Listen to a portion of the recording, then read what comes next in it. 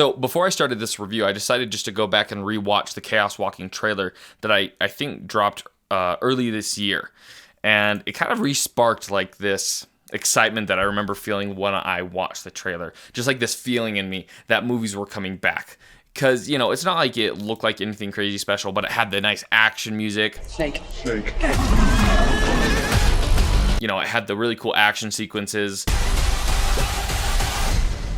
The big movie stars. I don't know. I thought it was really exciting. So Chaos Walking, the basic premise of the movie is pretty self-explanatory if you've seen any of the trailers. This movie follows Tom Holland's character of Todd and Daisy Ridley's character of Viola in this alternate Earth, or this alternate world that they're living on, where basically men's thoughts are projected outside their head, where everyone can hear everyone else's thoughts. And it only affects men, it doesn't affect women.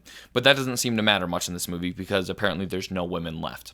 As the movie progresses, the idea here is to figure out what happened to the women, why, they're not around anymore, and why Daisy Ridley's character, or Viola, is there. And it seems like a pretty unique idea. I heard about a lot of the hype behind it, about production issues and reshoots and rewrites that have happened since apparently 2011, and I was really disappointed when I heard that this movie scored really low ratings during its early release. The consensus on Rotten Tomatoes says Chaos Walking sets out on a potentially interesting path, but this dystopian adventure badly bungles its premise and limps toward the finish. So walking into the theater with this, I really expected something to just slap me in the movie, like something terrible about the movie just to hit me. And I've got to say, right off the bat, I'm very pleasantly surprised with this movie. I swear, this is just going to be the year where I'm remembered for having a bunch of unnecessarily controversial opinions. I really enjoyed this. I really expected to walk out of this disappointed. And like I was saying before, I expected to have that moment in the movie where something happened and you go, oh, that's why people hate this movie. And I've had that before several times where you're watching a pretty decent, if not kind of boring movie, and then that moment hits you. Something happens in a scene. Somebody does something where you're like, or the movie ends and you're like, well, that's why. And I was expecting that the whole time watching this movie, and it never came. It just never happened, which was such a pleasant surprise. I'm not saying that like it's a bad thing, like, oh man, I missed the big terrible moment. And it's not that this was the best movie in the world. It's not that it was God sent to be the best, topping the charts in 2021. But for what it was given, I'm very, very pleasantly surprised. So I kind of have a list written here of some of the pros and cons of the movie and some of the ups. To me, one of the really big attributes this movie had was it was very down to earth. It was very to the point. It didn't really fluff around with drama or with unnecessary lines or story arcs. It was very to the point, very driven home, and a lot of people, I think, take that as very predictable and easy to look at and very boring to watch. For me, it wasn't necessarily. For me, it made it very easy to watch. It was it reminded me of like a fun movie that you'd have going on at like a party or an event where you're playing a movie in the background. That's kind of epic and cool, but nothing too intensive. That's what this felt like. In addition to that, the characters were surprisingly well written in my perspective. And weirdly enough, the chemistry between them worked just fine. I think I watched a review that was complaining a lot about how the two characters made no sense, their story arc, and how they hated each other, and then they started to like each other. And I really went into it expecting some cheeseball of a story arc, and there wasn't. I was very impressed with how maturely they adopted the care between these characters. They didn't just jump into it, but you watch throughout the movie as Tom Holland's character, which is his name is Todd, and then Viola, which is Daisy Ridley's character, as they get closer, just apprehensively. By the end of the movie, they don't jump the gun. You would expect any movie like this at the end for them to kiss or for them to finally just make it happen, and they don't. And I actually really like that. I like that they didn't have to force it. It was actually an ongoing joke that they didn't kiss and that they wouldn't kiss. I thought that was actually pretty funny because so many movies are rushing to make that relationship happen way too soon.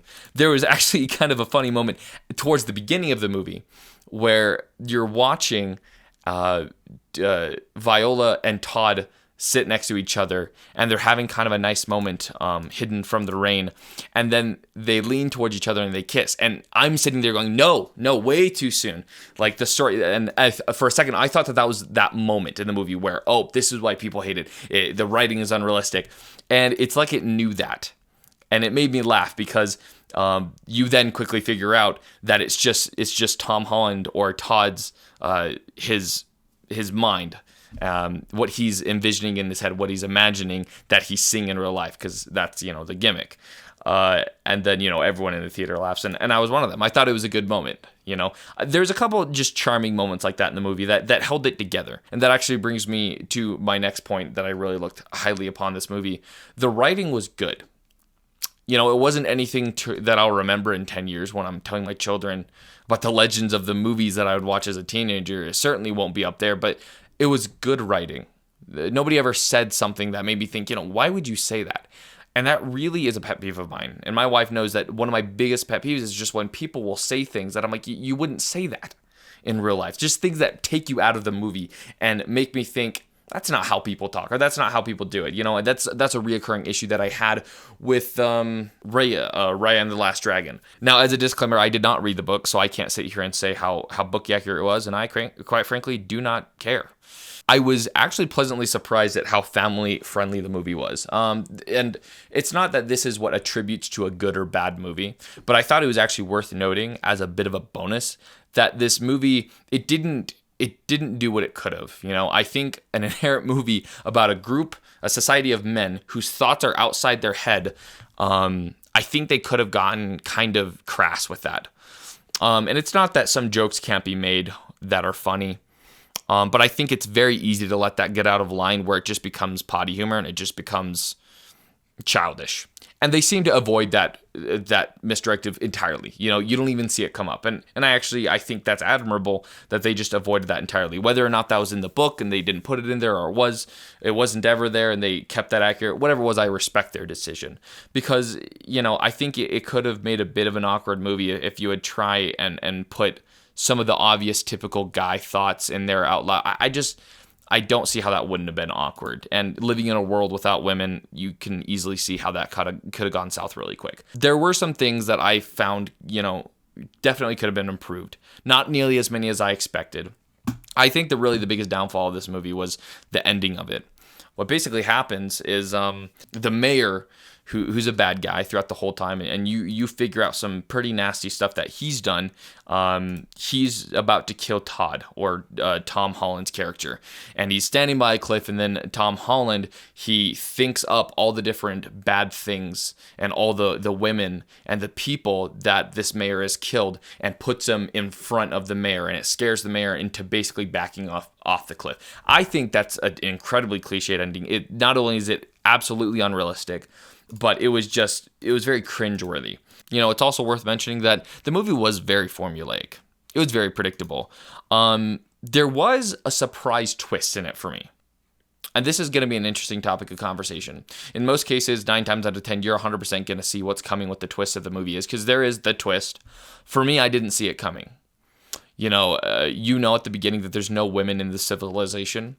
And I read somewhere, I don't know where this came from, but I thought I read somewhere that the twist of the movie was that you figure out that instead of the aliens killing the women, that you figure out it's a virus that kills all women.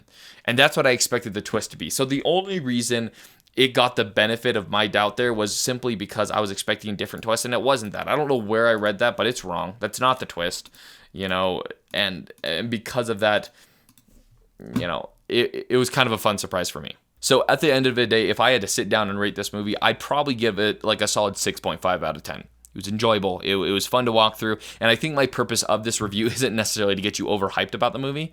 To the contrary, I think part of the reason I enjoyed it so much is because I expected such little out of it. But with that being said, I think I wanted to make this because I think there's so many people who just weren't going to see it because of what they'd heard. And I would encourage you to go give it a watch. But with that being said, guys, thanks for watching. I appreciate you tuning in. Make sure to hit the like button and subscribe if you haven't already. I'll be coming out with more reviews like this and just other videos just kind of in this style soon. And I look forward to hearing your thoughts on it. So let me know what your thoughts are on the movie and other ones to come.